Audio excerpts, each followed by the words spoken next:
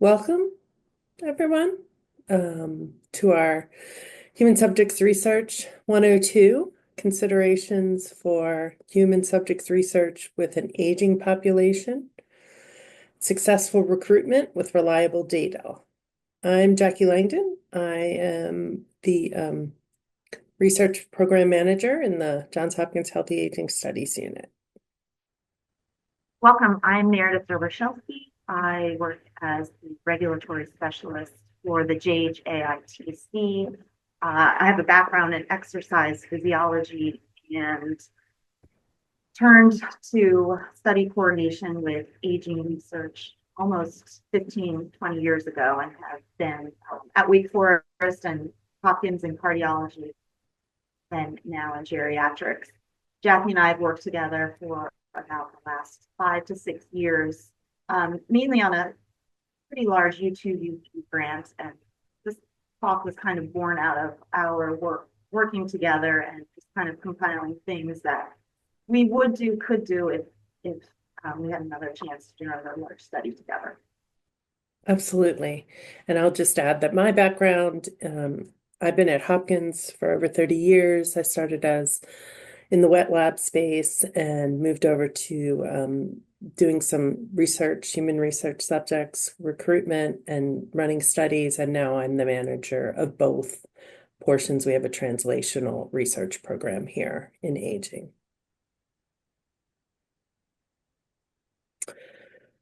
Okay, so what is human subjects research? You'll see on this slide, and you will be able to view these slides later. So any of the links or things you will have access to. I gave a talk previously, which was Human Subjects Research 101. So, and you can find that on that YouTube channel link. But I'm going to just recap this because it's pertinent to what we're talking about today. The Office of Human Research Protection defines they actually have these decision charts.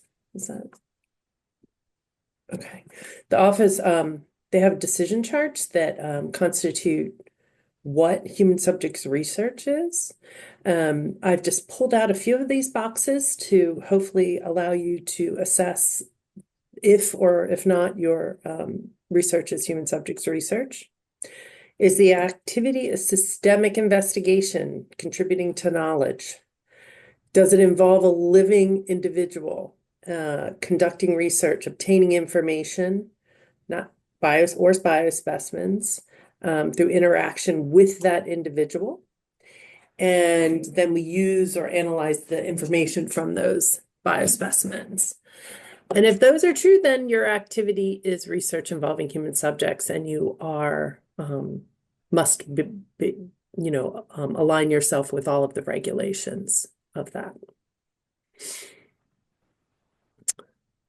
There are such a thing, and I think Meredith is going to cover this for you. There are such a thing as exempt human subjects research. This is a nice flowchart Meredith found. I don't know, are you comfortable walking them through this one, Meredith? Yeah, I think that the reason I wanted to do this is because it is just very, very simple. Following just the gray squares at the top line. Is it research? Yes or no? Does it involve humans? Yes or no? Is it exempt? Yes or no?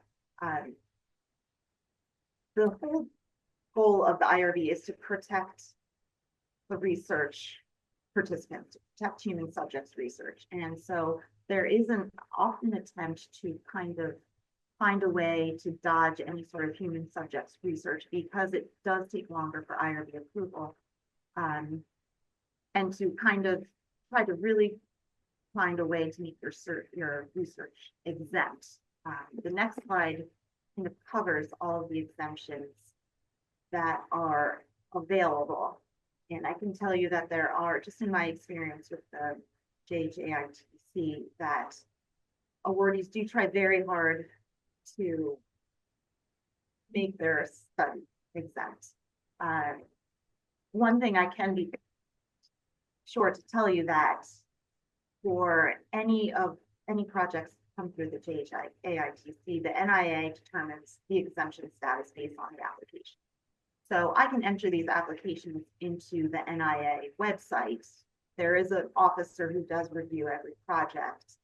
And if they determine that it is not exempt, you will need to, or it determines that it is not exempt, then you will need to go ahead and you will need to change that status. And that therefore kind of cascades and it really affects the rest of your study project progress, because then you need to submit a full IRB or expedited IRB, and that will take longer. There are often times that the NIA may determine that the application is exempt, but your own institution will still say it requires an expedited review. I think the bottom line here is that if either the NIA or the IRB says yes to human subjects research, it is, and you can't fight them on that. I found this, and I thought this was kind of helpful too, with regards to the levels of IRB review. Obviously, the more in-depth your study is, the more involved it is with human subjects research, the longer it's going to take for the IRB to review your study. And the more information they're going to ask for you, and there may be a lot more back and forth. An exempt study is usually a pretty quick turnaround with the IRB. Expedited takes a little bit more. The full board will certainly take the longest. For most of the studies that I have seen that have come through the AITC, most of them have been exempt and or expedited. Okay, and just a little bit more on IRB. All of our funded projects require any project that involves human subjects research will require a single IRB. That is not our rule, that is the NIH policy. A single IRB is not because there's one site. A single IRB is a multi-site coverage for IRB. And what it does is it helps to kind of streamline the review of the project. It helps to reduce redundant review from multiple sites. And it helps to just kind of move along the progress so that human subjects research can be protected. And so what does this mean? A single IRB means it's going to take a little bit longer, because what ends up happening is your external site will need to review your project. It will need to approve it. We will need to form a reliance agreement between Johns Hopkins and the external IRB. And we will then need to submit it on the Hopkins end as an administrative IRB. What does this equal? This equals probably an additional 4 to 6 months of just back and forth between the two organizations, between myself and researcher, myself and the IRB. And so I've learned a little bit along the way in the past few months since I've taken on this role on how to really streamline this process a little bit, just to make sure that there's not so many delays on either end. There are certain forms that we need, certain approvals from the external IRB that has to be submitted to the Hopkins IRB. We can rely on an external IRB if the external IRB is okay with that. And most large universities are very experienced with doing this. I think the biggest trouble comes with a small company that needs to have a reliance agreement with Hopkins, for instance. I think the schematic I included on the right of the slide is pretty telling about the IRB. They're not your enemy. They're there to protect human subjects. And if anything, they might bring forth some holes that you may have in your research. So you can expect that you have to change a consent, change a protocol. If you have a device, for instance, this is the AITC, and most all of the studies are working with devices, you will have to have a non-specific device determination letter. That is a definite, because Hopkins will absolutely require that. So as long as we've got that on the external IRB first, it will be a smoother process on the Hopkins side. I think what it also comes down to is it's so helpful, and you may not have budgeted for this if you have a project currently, but in the future, budgeting for someone who may be able to do the IRB prep for you would be super helpful. The IRB does take a lot of time. If you're not experienced with the nuances or don't have the time to be able to spend time preparing the application, answering the reviewer's questions, and going back and forth with the reviewer. It can just take a lot of time out of your workday if you're a physician or you're running a small business. All right, so I think we're going to transition a little bit away from the IRB specifics, although ending with the cost of the IRB is important. I think one thing I would add, which is that each university probably has a cost associated just with having your protocol reviewed, and that's another thing you might want to include in your budget. And that's usually available on the university website. So that is also something to consider. So the who, what, where, how, and again, who again, to protocol development and the associated costs. So the who of protocol development, I'm referring to how many participants you would like to enroll in your study, who the target population is, what are the inclusion and exclusion criteria. The more specific you are, the harder it is to recruit people. And it's possible, I think, that last line, that the exact population you're trying to help may be harder to find than you think. So I think the takeaway message here is that you want to be inclusive enough that you can find enough people, but exclude people so that enough that you don't have too heterogeneous of a population. And I think Meredith has often made this point. Knowing what that looks like ahead of time is much more efficient than changing midstream because you were looking for the perfect study participant and they don't exist. So I think there is definitely a sweet spot for this. I think maybe talking with other investigators who have done studies at the site and who may have some experience with the given population that you're going to try to recruit may be helpful. But I do think it's just very important to kind of look ahead and think about whether that group of people that you're trying to recruit does actually exist. Okay. The what? Okay, so what are you asking these participants to do? Things like the number of visits, the duration of each visit, the length of the study in general. Are you, particularly for the AITC, if you consider these are 1-year awards, you can't have a 1-year intervention because you need to build in time to enroll people and get your study approved and other things. I think the specifics of what is involved in each visit, sometimes there's blood draws, questionnaires. Are we asking them to, collect data and fill out these logs? That is where we collect our data. All of these things add up to participant burden. And we always need to balance participant burden and the amount of compensation. In general, I will say, in my experience, at least with older individuals, most of them are not looking to make money. This is not why they're doing this. It's an effort to give back or genuine interest in what's going on in aging research or what's new. These are not bribes, but we do want to make sure that they know that if you're asking them to do a lot, that there's a thank you at the end. So I think that's an important thing. I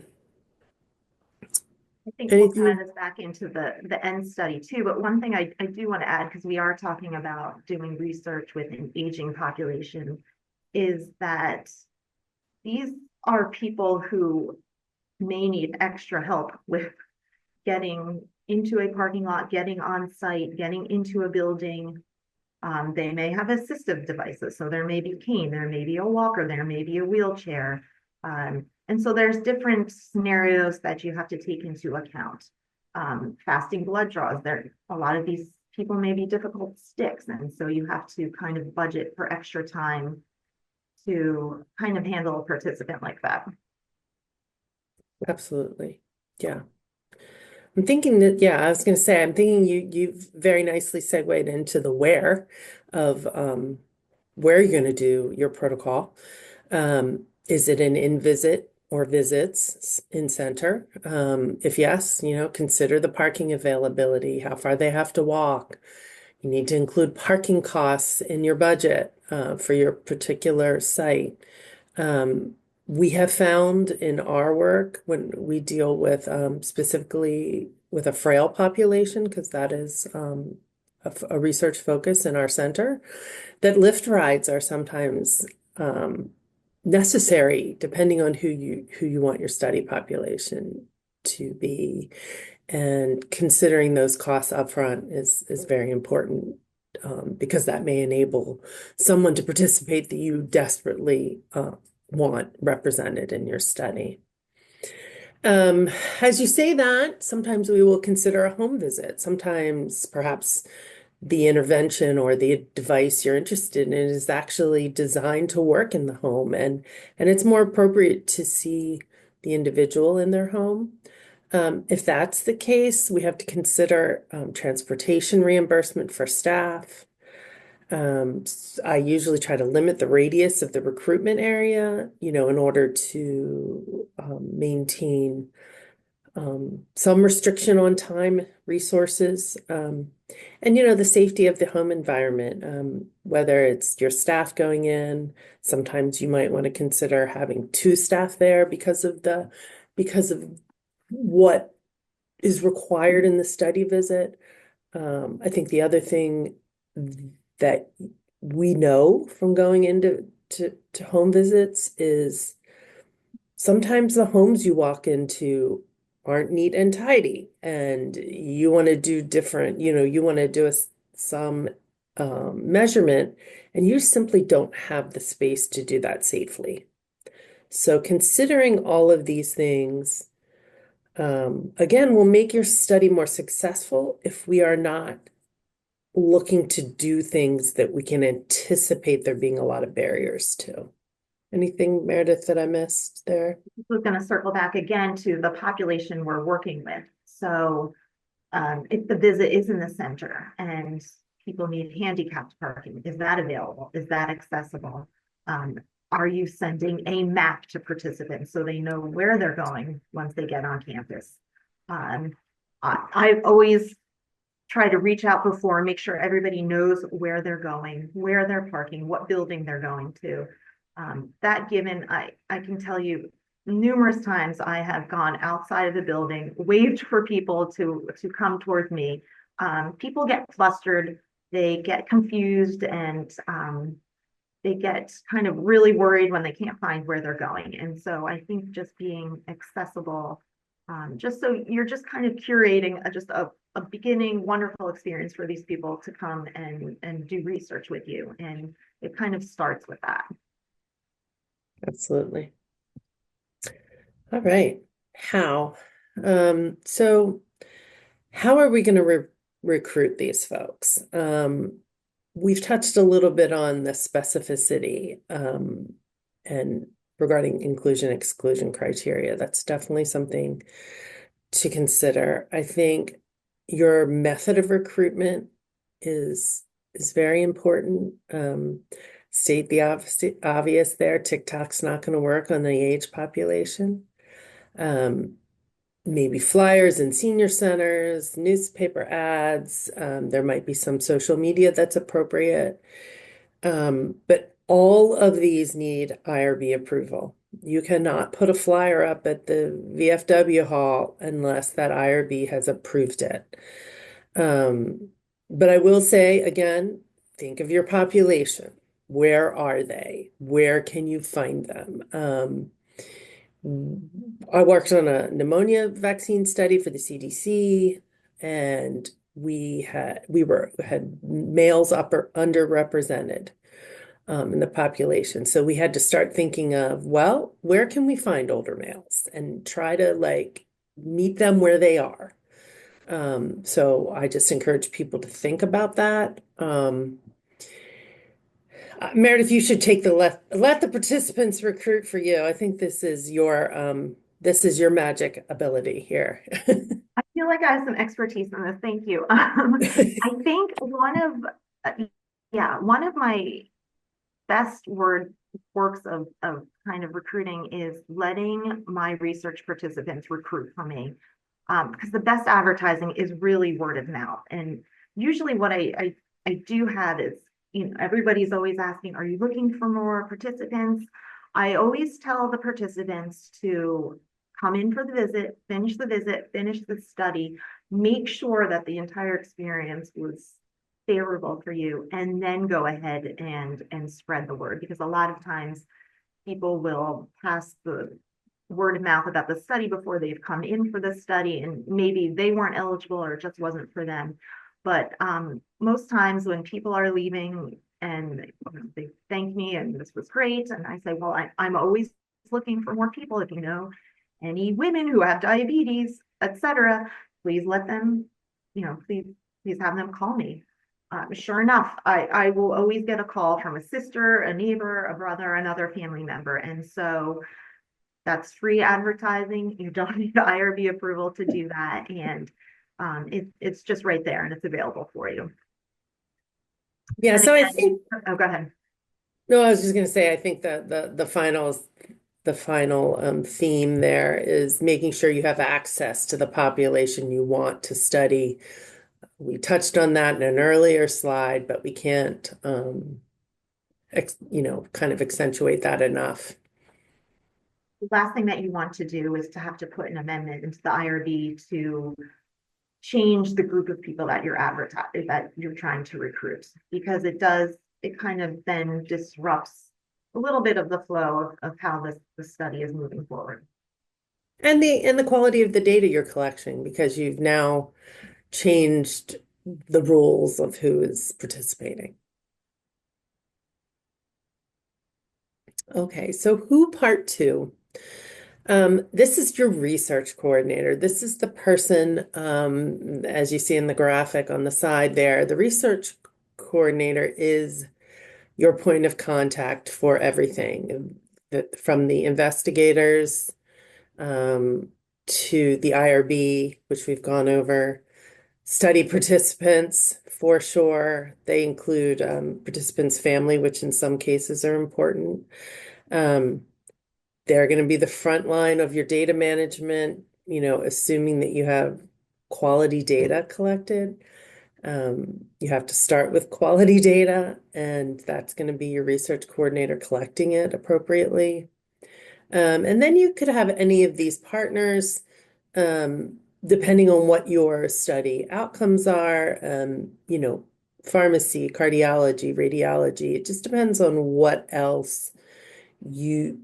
data you're collecting. And perhaps in the AITC might not have as many of these, blood lab workups and so forth, but you may have a whole different set of people. Your research coordinator is the central hub to all of these activities. It's important that they have appropriate training, they have experience with the study population, preferably, or with populations in recruiting in general. Organization is just one of the most important things. Communication, absolutely. And then, which we've referred to a bit, just cultural competency with the targeted population. I think we've referenced this. We want to be aware of our population in terms of recruiting and meeting them where they are. It may be that a reminder phone call is really going to work with some people, and some people want to text. And you just sort of want to individualize your communication and your outreach to the population that you want. I think we kind of came up with this who part two because really the research coordinator is responsible for the who, what, where, how that we just went over in the previous slides. The research coordinator is the first point of contact for your participants. They're doing their recruiting for you. They are kind of the only person that the participant may ever meet. And so they're responsible for the participant's experience and the data that you're collecting. So you want to just make sure that whoever you're employing in this role is responsible and really respectable to the patient participant population that you're recruiting for. I've seen many coordinators who might be inexperienced, and so that really takes away from the experience for a participant. Because the last thing you want to do is waste a participant's time. I kind of always say my goal is to get you in and out as quickly as we can, but to have an enjoyable experience. And that's really the key, because you don't want to waste a participant's time. If a coordinator is inexperienced and isn't sure what they're doing, it's very easily noticeable and maybe may not make for successful recruitment in the future for your study. Anything else, Jackie, here? No, I think you've got that covered. Okay. So I'm going to tell you a little bit about the Johns Hopkins Healthy Aging Studies Unit called HASU, which I am the manager of. It is a resource that is available to AITC applicants. We are the epicenter of clinical research on aging at Hopkins.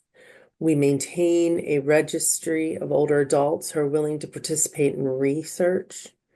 We do study recruitment, scheduling, assessments, data collection, data entry, data management, regulatory compliance, essentially all the things that we've gone over in this presentation. We have staff members that are experienced in doing all of these things. As Meredith alluded to in the beginning, that's how we met and have been working together. Now, the only caveat here is that if you are an AITC applicant and you want to have access to the Healthy Aging Studies Unit and our registry, you have to have a Johns Hopkins PI on your team.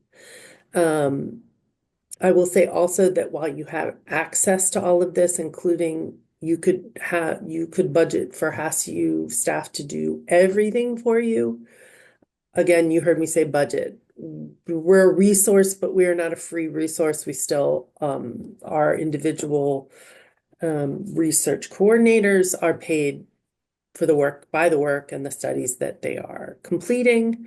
So that is another budgetary consideration as we're going along.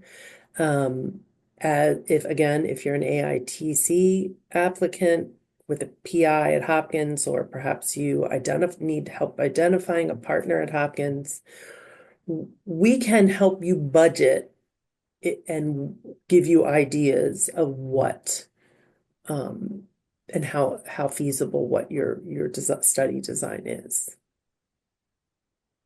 Is that anything else, Meredith? I think we specialize in frailty testing, and so I think we are very well versed in how many frail, pre-frail, robust patients we do have, and we just are very lucky to have so many wonderful participants who have been with us throughout the years, and just amazing coordinators that help to make the experiences for them just so wonderful that they just want to keep coming back and back for more studies. And oftentimes the participants within the registry call looking for something. So they're looking for studies to do because they've had such a great experience. Absolutely. And I think you touched on the physical frailty because that is the focus of the Older American Independence Center that funds the aging registry. But as part of that questionnaire, we also take a host of other information about medications and medical history and difficulty with daily living and so forth. So if you are trying to target a certain population, this is like fishing in a stocked pond, because what we can do is run a search, through our database and say, okay, we have 100 people that fit that criteria. Not all of them are going to agree, and you want 80, so you might need to broaden your criteria. Like we can help you with that when we have that baseline information, which we have a wealth of for the individuals who are part of the aging registry. So again, really an invaluable resource, not free, but just access to it can be hugely helpful.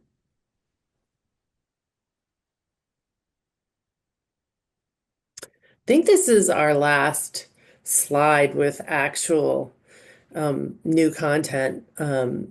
Just to summarize, what the keys are to successful studies. And you've heard a lot of these words on the left throughout the presentation in reference to compensation for the participants, how we treat them, creating that personal connection, your study coordinator having, good organizational skills, excellent communicational skills, and really minimizing that participant burden, or at least the feel of it. Meredith mentioned making the visits as efficient as possible.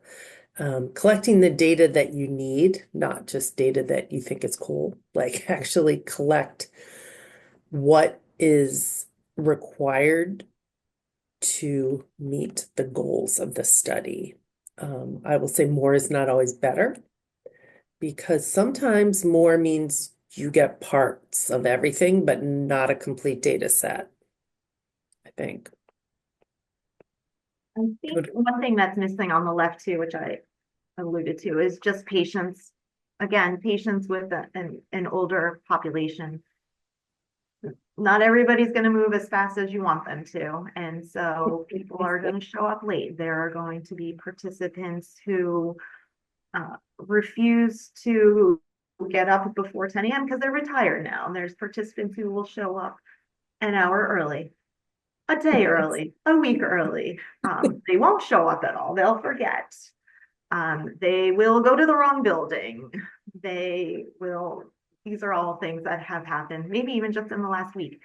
But I do think too, appropriate reimbursement and just really appreciating folks for taking their time to come do these studies, and also just enjoying the time with these patients. I've had a 95-year-old woman who drove into the city by herself. How can you not just appreciate time spent with someone like that? And so it does take a certain person to work with an aging population. It's not meant for everyone, for certain. And so those are just a few kind of anecdotal stories I have on that. Regarding data collection, one thing which we didn't talk about, Jackie, which I think we both can agree from just our past work on the resiliency study, was change in staff. And I think if you have a large study, whether it's a year or 5 years, there may be some turnover in staff along the way. And turnover in staff in a research study turns into the old game of telephone, where you tell one person one thing, and then by the time you get to the end of the line, the message is so diluted and convoluted, and it's not at all what it started out to be. And I think we can both attest that has happened in a couple of the studies we've worked with. So we've kind of tried to implement training and onboarding people to a study so that everyone is on board with the way people are recruited, the message that is sent to participants, the way the study is conducted, the way the data is collected, the way the data is checked, the way that the data is completed. Because the last thing that you want to do after someone's left is find that there's been data missing, and that now you don't have data for 10 plus participants that you thought you recruited for. And one thing, a great key is to just not wait until the study ends to check your data, because you'll find that 6 years later, you're still replying to emails about things that may have happened. And sometimes your memory isn't so good that far out from a study. Yes, absolutely. I think importance here of accurate data. I can't stress it enough. If the data is missing, if people don't understand, or particularly the coordinator doesn't understand why you're collecting the data, I think there's even a higher chance of the data collection not being as accurate as you'd like. Part of training, whenever we train, is telling people why it's important because it embeds um, why we're doing the work. It's not just busy work. There's a real reason we need that person weighed, not ask them what their weight is or ask them what their height is. That's just a personal experience. For our frailty specific research, in your study, it may be something different, but if your people working with you know what you're trying to understand and or have buy-in, you're going to have much better results.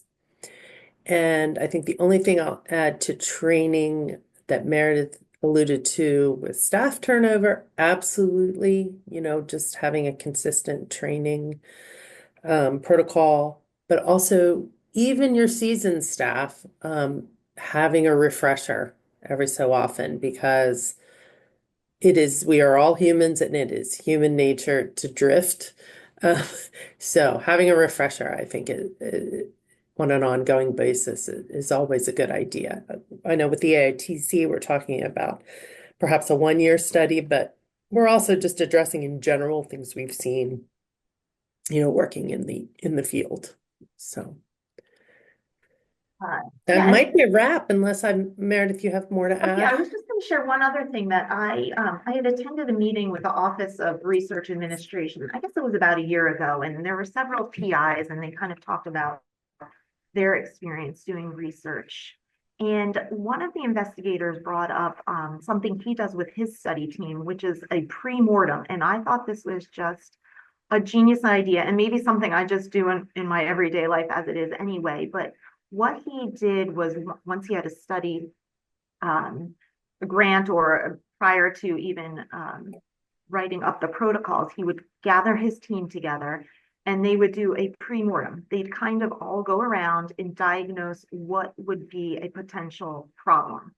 Would there be a problem with a participant getting to a site, maybe a specific data point that was being studied, something like that. And from there, they were able to help diagnose problems that could happen with their study and kind of tackle those on the forefront of the study rather than at the end of the study, like, oh, we should have thought about this. Instead, they thought about it in the beginning. And ironically, I think that when I do come onto a new study, I've already been doing that because I've worked with this population for so long. I kind of know what's going to work, what's not going to work. And you may already be able to be doing this yourself too without realizing it. But I just thought I'd share that because I thought that was just such a great idea for a PI to do with his study team. Whether you're working with a team of 20 plus people at multi-site, or it's just you and a study coordinator and a small business, I think there's a little bit of a great idea there for any size group. Absolutely. If that concludes, we do have a couple of questions in the Q&A. On this last slide, and again, the presentation has been recorded, and after editing will be up on the AITC website in the future, but we have our contact information there. If there are any specific questions, as well as the AITC email address. The first question, Meredith, I can read it. I think this is one that you'll be able to answer, but Yeah, not to go put ahead you and on the read it. spot. Have a great answer. Okay, so the question is, I have an IRB with a JHU affiliated institution, Kenny Krieger, and I'm still asked to get a JHU IRB. Is this necessary? This would be a duplication of effort. And I think, Nitish, I know you because we have emailed, and this is a specific study, and this obviously this is not up to me. This was up to Associate Dean of Human Subjects Research, who reviewed the project. And if it does not align with an already standing IRB, then a new IRB will be necessary. Okay. All right. The second question we have is, what about providing language services for those who are not familiar with English? That is not. Yeah, go ahead. Okay. I was going to say that is not something that we do, but I can say that Hopkins, the institution, and again, depending on where you're planning on having this study, or holding, taking place in the study visits, they may have services for you. If in our IRB, and I say our, the Johns Hopkins Medicine IRB, you have to almost say why you will or wouldn't enroll non-English speaking people.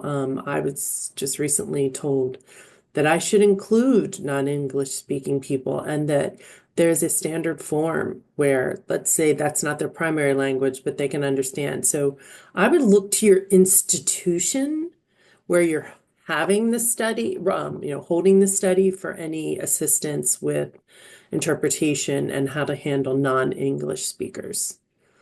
Yeah, that I is an think they, excellent question. We just don't have experience with that, but I'm yeah, sure that that will change. yeah, yeah. All right. So interesting. This is I don't know if Meredith, if you've ever heard feedback about this, but this next question, or more like a statement, is that they agree about the word of mouth strategy, but have gotten actual pushback from reviewers about selection bias.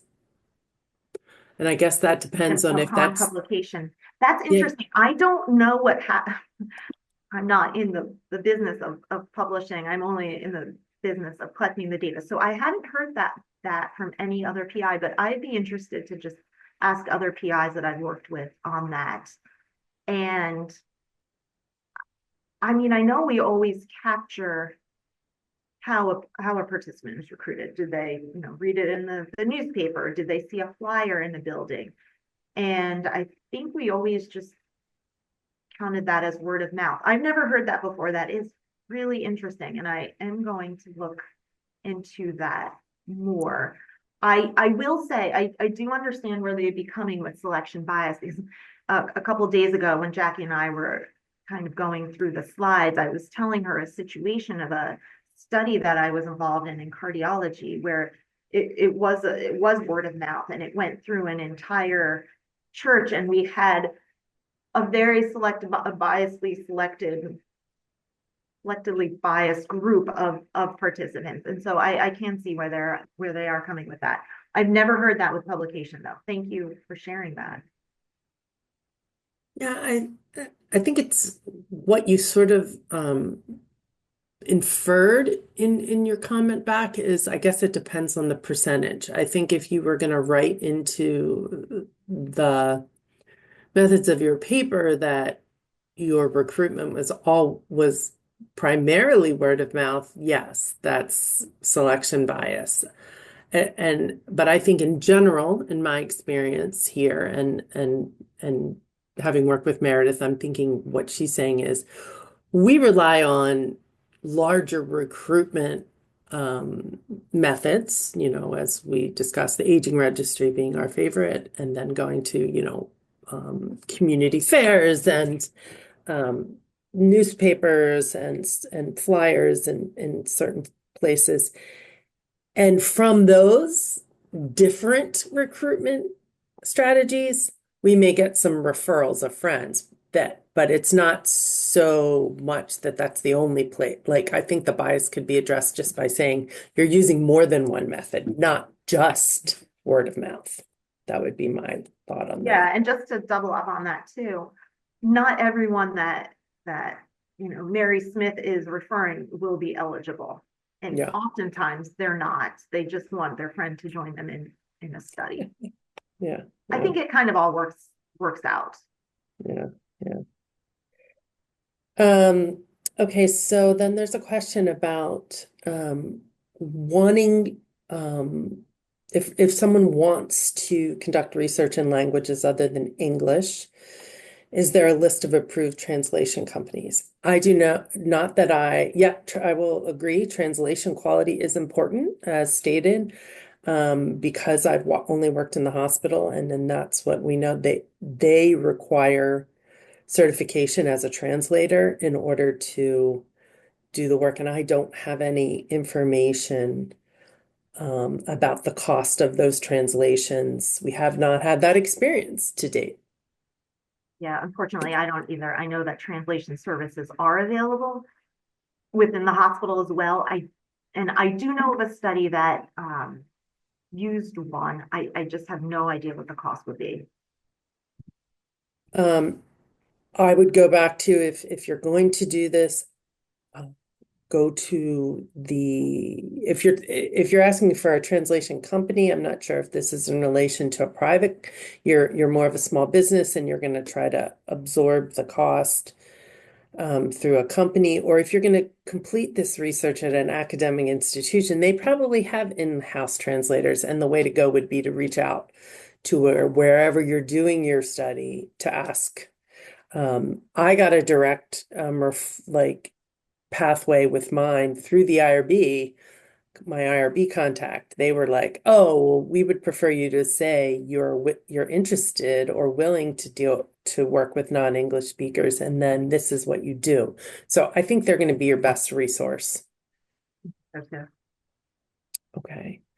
The next question, with the recent Title 6, 7, etc., how do you navigate male-female race balances?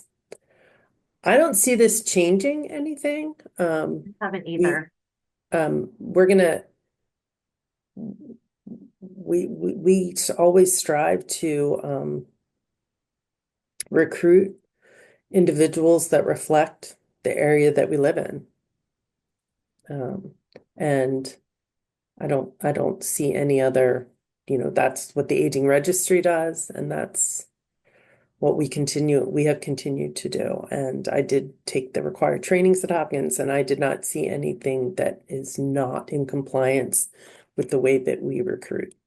Would I you? will say that the registry is probably skewed more higher in female, but that's just a representation of the general population of this age group.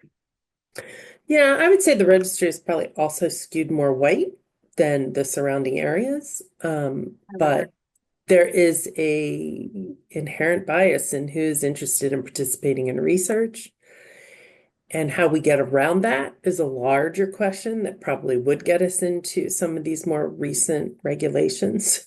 Um, and way more than we can answer in this. That's way above my pay grade, is what I'll say. I didn't. Okay, so the next is, did you mention the age span of the aging registry? The aging registry is 65 and above. Yeah. Yeah. Thankfully not 50, because then I'd have to be in it. So yeah, no, 65 and above. All right. I think this is the last one. Outside of the scope of this webinar, is there funding or postdoc position through the AITC? I think this is probably one that should be more addressed directly to the AITC email that's shown on your screen, and Weicker, who's the manager of the AITC, might be able to address that. Does that sound good? Did I think I'm to the, oh no, one more keep popping up. Any additional support or resources for AITC applicants who hope to apply for SBIR pertaining to the human subjects research portion of the application? If you are part of the JHAITC, we can put you in contact with maybe a prior awardee. They've given the okay to be contacted, and that might be a great reference for you. A lot of our former awardees are happy to meet kind of as a mentor basis to help any future awardees. Oh my. Okay. Are there recruiting agencies similar to CROs that can assist with recruiting patients or their caregivers for IRB approved studies? I think you're asking for like a for-profit type agency that you would pay to do this. I would imagine there are, but I have to be honest, my world is 37 years in academia, and I am not familiar with I could not refer to anyone that does do that, that we would endorse, so to speak. Meredith, do you have any? Now, I don't know anything either, and the no, I don't. And I know that just recruitment across Hopkins is always a challenge, and there's constantly workshops and other study coordinators, PIs, just sharing information on how they've captured specific populations. A lot of people who are study coordinators are thrown into the job maybe from another position, and it's just been my experience along the way that you just kind of learn as you go. And so I think that's also what Jackie and I have also discussed over the past few years, is that we have had this experience working on this large scale study. How can we kind of share this information to other people along the way? Yeah. Any other questions? Yeah, that's the end of the questions. Again, our contact information is up on the screen. The slides and the presentation will be available, I believe, in a week or so after editing on the AITC website. And we thank you for your time and attention, and hope that we have provided some information that will lead to a successful study in terms of recruitment and good data collection. Thank you, Meredith and Jackie.